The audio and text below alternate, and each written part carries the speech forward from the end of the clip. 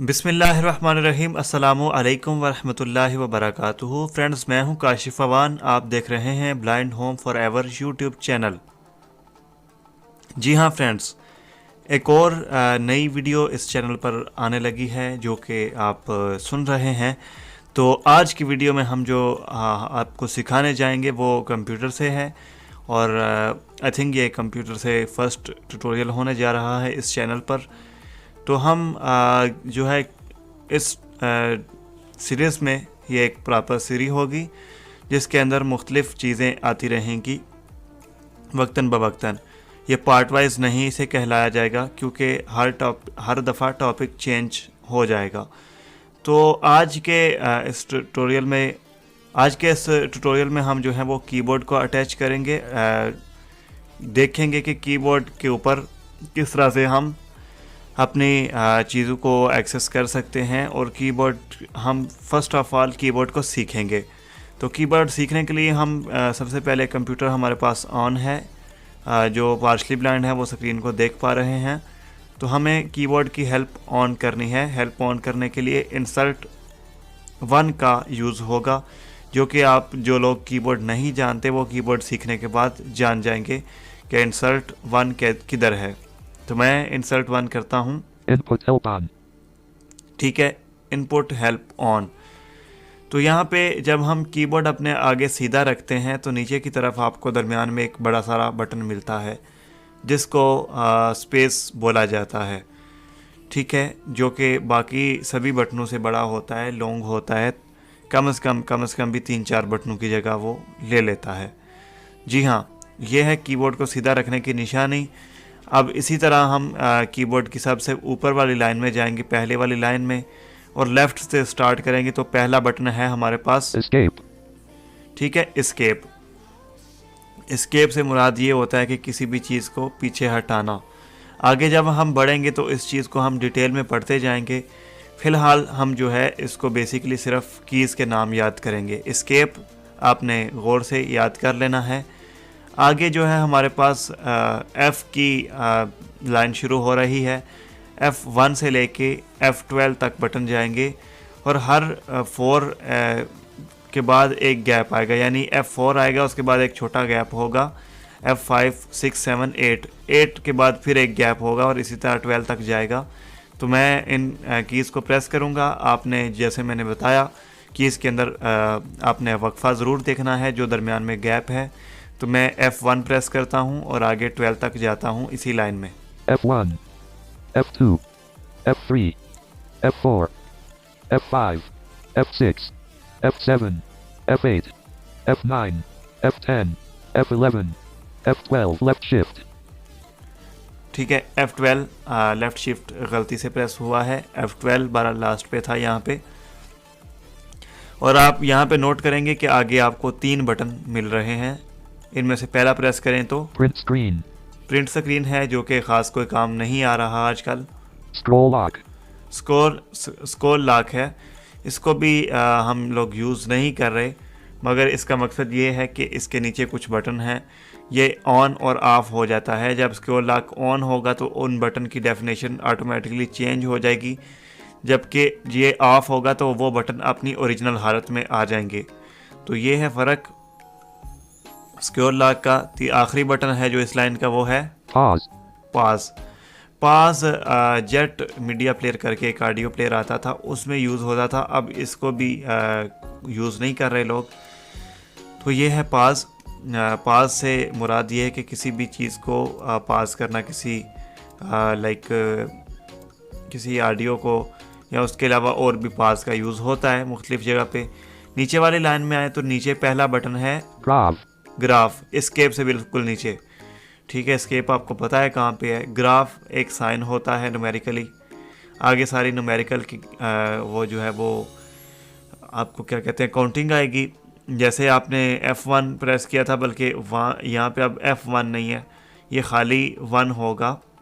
तो मैं प्रेस करता हूँ 1, 2, 3, 4, 5, 6, 7, 8, 9, 0। ठीक है, 0 यहाँ तक तो कैलकुलेटर कंप्लीट हो जाता है ये वाला। कैलकुलेटर के आगे इन 3 बटन यहाँ पे भी हैं, इनको देखते हैं। Dash. डैश जो कि साइन होता है, आपको पता है। Equals. इक्वल जवाबिया निशान कैलकुलेटर का। Backspace.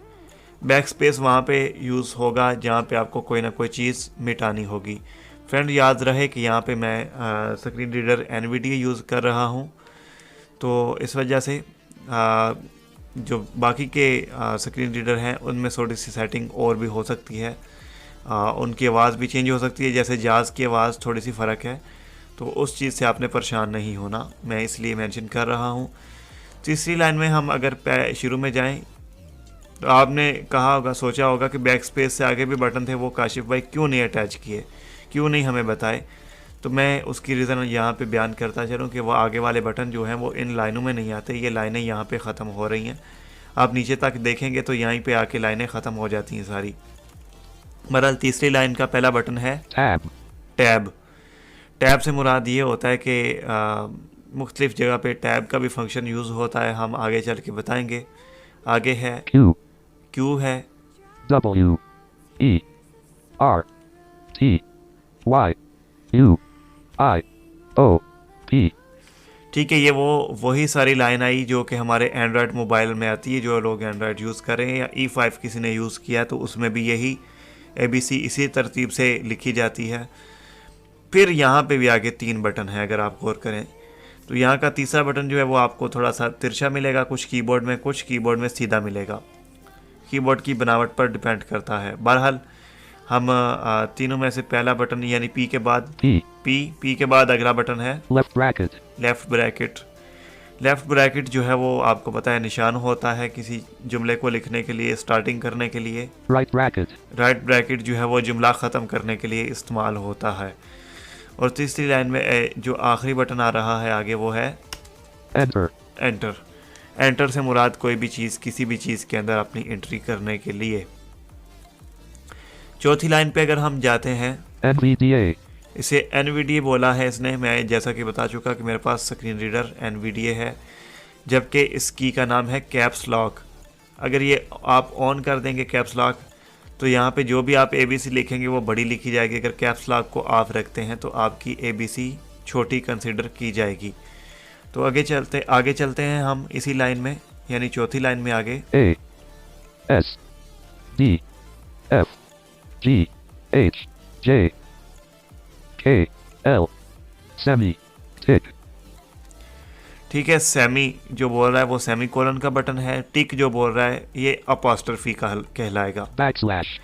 बैकस्लैश जो है वो बटन ये बैकस्लैश ही है।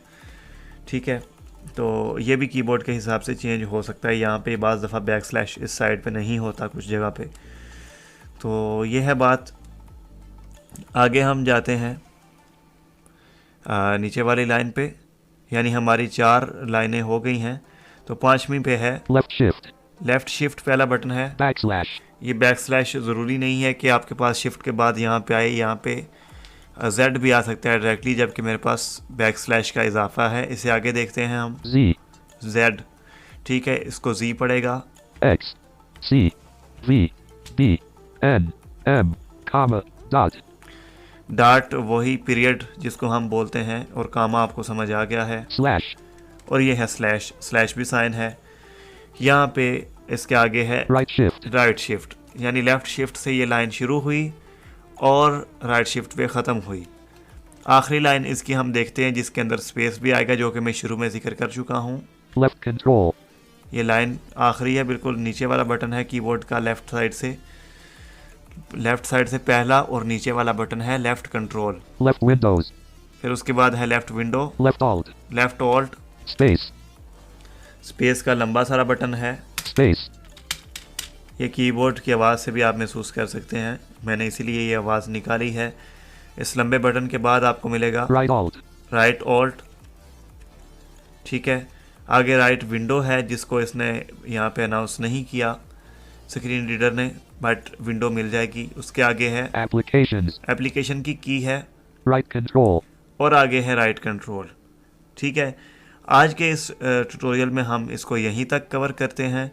तो नेक्स्ट जो ट्यूटोरियल है ये हमारी जो लाइंस हैं ये ख़त्म हो गई। इसके बाद अगला हम जो हिस्सा है उसे कवर करके तो कीबोर्ड को एंड कर देंगे नेक्स्ट ट्यूटोरियल के साथ। तो इजाज़त दीजिए, अल्लाह हाफिज़।